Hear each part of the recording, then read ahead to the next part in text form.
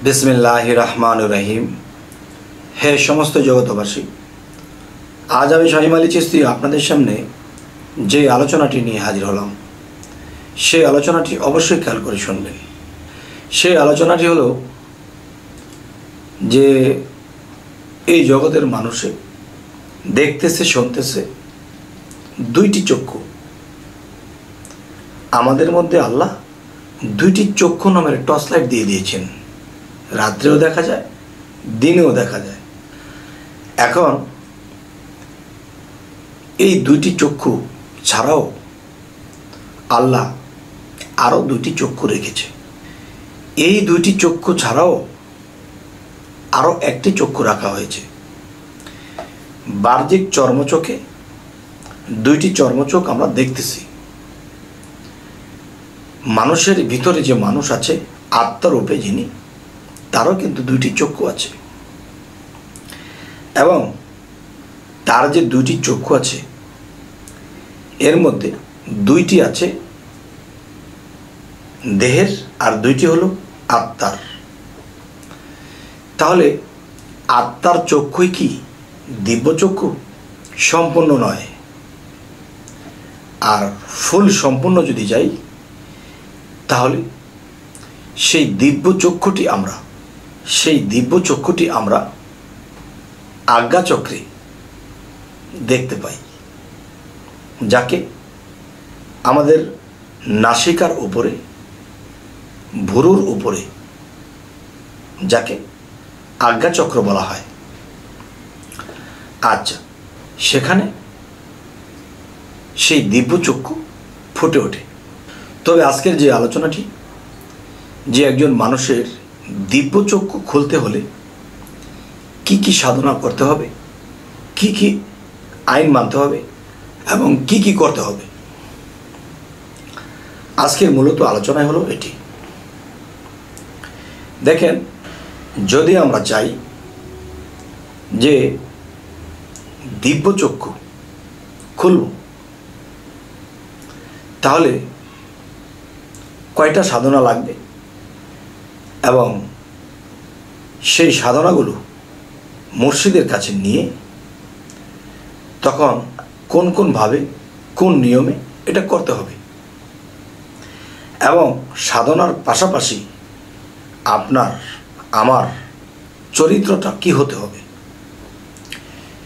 সাধনা করতেছে চরিত্র ঠিক নেই, মন ঠিক নেই, হবে না। সাধনার পাশাপাশি আমার চরিত্র ঠিক লাগবে। একটা চরিত্র, সমাজে চলতে গেলে একটা চরিত্রের প্রয়োজন হয়, এটা শরীয়তের চরিত্র। আরেকটা হলো হাকিকত ও মারেফাতের চরিত্র লাগবে। সেই চরিত্রটি হলো, দেখুন যে রেচক পুরক কুম্ভক এ তো আছেই। সবচেয়ে বড় মূলত বিষয় হলো আপনি যখন রাতের গভীরে সমস্ত কিছু যখন নীরব হয়ে গেছে, সেই নীরের দেশে রব আসে।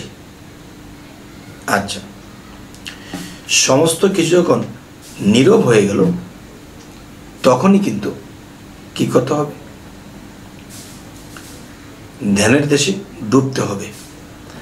আর এই ধ্যানের দেশে অনেকে আছে এমনি সেমনি চলছে, কোনো দিকে মন নেই, একটা কাজ করছে কোনো দিকে মন নেই, এক মনে কাজ করছে। কিন্তু যেই ধ্যানের দেশে যায় তখনই অনেক কিছু মনে পড়তে থাকে। এই জিনিসটা মনে আসে, ওই জিনিসটা মনে আসে, ব্যবসার কথা মনে আসে, বাড়ির কথা মনে আসে, গাড়ির কথা মনে আসে, নারীর কথা মনে আসে। কেন? ধ্যান করব আমি কার? রাসূলের ধ্যান, আল্লাহর ধ্যান, মুর্শিদের ধ্যান। আমি সেই ধ্যান করব। এখন সেই ধ্যান করতে গিয়ে দুনিয়ার অনেক কিছু এসে যায়। তাহলে আপনি কি ধ্যান করবেন? কাকে ধ্যান করবেন? আর যা কিছু সামনে এসে উপস্থিত হলো, সে তো সামনে দাঁড়িয়ে থাকে, সেগুলি দিকে মন গিয়ে থাকে। তাহলে আমি কার সাধনাটি করব? আচ্ছা, তাহলে প্রথমত মুর্শিদ ধরা থাকলে মুর্শিদের কাছে এই সাধনাগুলো নিয়ে নেবেন। যে ধ্যান সাধনা করার আগে কোন সাধনাগুলো করতে হবে। যেমন ধ্যান সাধনা করার আগে আপনার মানব দেহের মধ্যে 6টা লতিফা আছে। এই 6টা লতিফা কিন্তু আলোকিত হবে, আর সে জায়গায় অন্ধকার হয়ে আছে, আর সেই অন্ধকারের মধ্যে শয়তান বসে আছে। যখনই আমি ধ্যানের দেশে যাব তখনই শয়তান আমাকে অসুয়াশা দিতে থাকে, বিভিন্ন কিছু মনে করে দেয়। তখন আমি যার উদ্দেশ্যে ধ্যানে বসেছি তার খবর নেই, তাকে স্মরণ করছি না, আমি শুধু স্মরণ করছি কাকে? আমি শয়তানের প্রবঞ্চনায় পড়ে দুনিয়াবি আমার সামনে হাজির, এটা নিয়ে বসে আছি। তখন আমি যে আল্লাহ ও রাসূলের ও মুর্শিদের ধ্যান করব আমার দ্বারা হচ্ছে না। তখনই কি করতে হবে? যে এই 6টা লতিফা ঘুরতে হবে, এবং কি করে ঘুরতে হবে এটা কিন্তু আপনার মুর্শিদ আপনাকে দেখিয়ে দেবে। আমি দেখিয়ে দিলে হবে না, আর আমি ইউটিউবের মধ্যে এগুলো দেখাতে যাব না। তো এখন বলতে পারেন দেখাতে পারবেন না, তো এই কথা বলেন কেন? দেখেন, পুঁজি থাকলে ব্যবসা হয়। তাহলে আমার কথাটা যদি আপনার অজানা হয়ে থাকে, তাহলে এই কথাটা আপনি জেনেছেন যেহেতু এটা একটা পুঁজি হয়েছে, যান নিজের মুর্শিদের কাছে যাইয়া এই সাধনাগুলো চেয়ে নেবেন এবং কি করে করতে হয় তা জেনে নেবেন। আমার কাছে যারা আসে, যারা আমাকে মানতেছে, আমি তাদেরকে দিচ্ছি। তবে ইউটিউবে এটি দেখানো আমার ঠিক হবে না। তবে যথেষ্টভাবে আমি আপনাদেরকে ইঙ্গিত করেছি যে 6 লতিফার ধারে ধারে শয়তান কেমন করে ঘুরে, তারে যদি কেউ তাড়াতে পারে তাহলে সে কিন্তু ধ্যানের দেশে ডুবতে পারে। তাহলে ধ্যানের দেশে যদি ডুবতে হয় তাহলে 6 লতিফার মধ্যে আলোকিত সৃষ্টি করতে হবে। কালবের জিকিরটা করে নেবেন বেশ কিছুক্ষণ। কালব রুহের থেকে কালবে জিকির করে এবং 6 লতিফার পাশে পাশে ঘুরে তখন আপনি নিজেকে আলোকিত করেছেন, নিজেকে প্রস্তুত করেছেন। এখন আপনার মন আল্লাহর দিকে আছে, রাসূলের দিকে আছে, মুর্শিদের দিকে আছে, তিনজনে মিলেই কিন্তু একজন। তবে যখনই আপনি মন একাত্র করেছেন তখনই কি করবেন? ধ্যানের দেশে এভাবে ডুবে যাবেন। যদি কেউ আটলান্টিক মহাসাগরের তলদেশে ডুবতে পারে তাহলে সে হীরার দানা টোকায় আনতে পারবে, আর যদি ভেসে যায় তবে আর তার দ্বারা হলো না। তো এখন আমি যে কথাটি আপনাদেরকে বলবো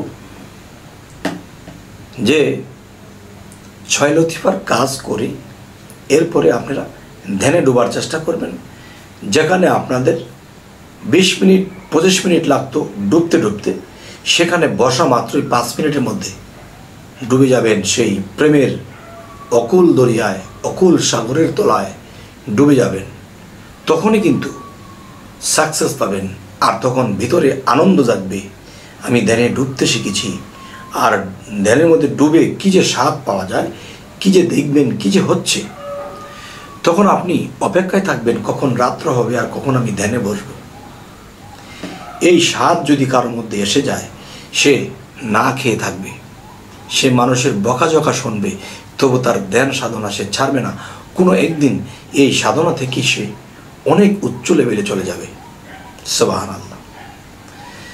তবে হে সমস্ত জগতবাসী,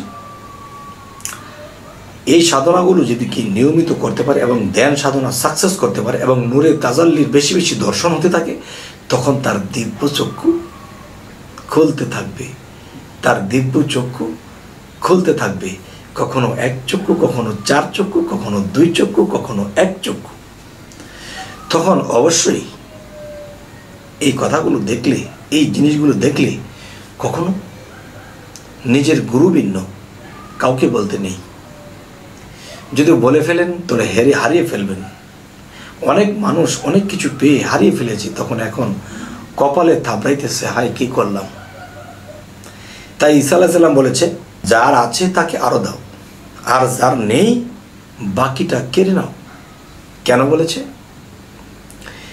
যে জিনিস রাখতে পারে তাকে দেয়, যে নষ্ট করে তাকে আর দেয় না, সে আর এত সাধনা করে তবুও সে দেখতে পারে না, তখন সে অনেক কষ্ট পায়। হয়তো কোনোদিন তওবা করলে, আবার সাধন শুরু করলে আবার আল্লাহ দেবে। একবার, দুইবার, তিনবারের শেষে কিন্তু আল্লাহ আপনাকে সহজে আর দিতে চাইবে না। তাই আমি বলবো এই কাজটি করতে হবে যে যা কিছু দেখবেন, যা কিছু পাবেন, কাউকে বলতে পারবেন না। যাই হোক, আমাদের চ্যানেলটি যদি আপনাদের ভালো লাগে তো অবশ্যই সাবস্ক্রাইব করে নেবেন। পরবর্তীতে আবার দেখা হবে। আল্লাহ হাফেজ।